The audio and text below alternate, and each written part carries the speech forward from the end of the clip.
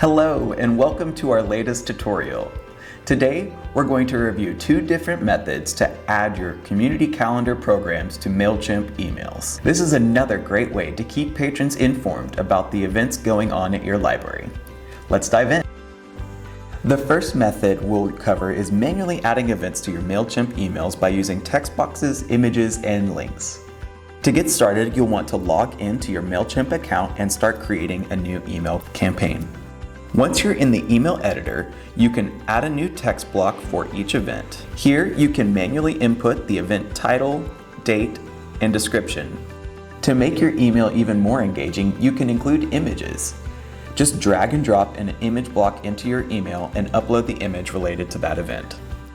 Once we've done that, we'll add another text box and include our description as well as a link. This will help patrons register quickly from your email.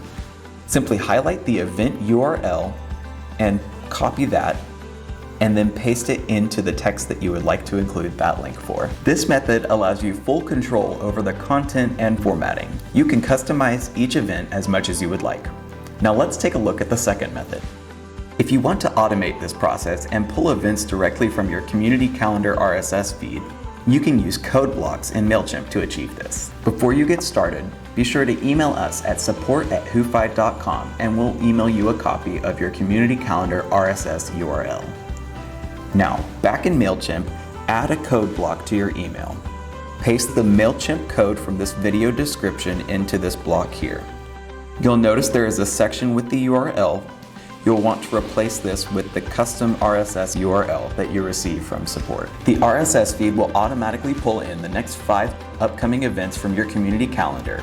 However, you can also change this number by changing the count equals number right here. The RSS feed will automatically pull in the next 5 upcoming events from your community calendar.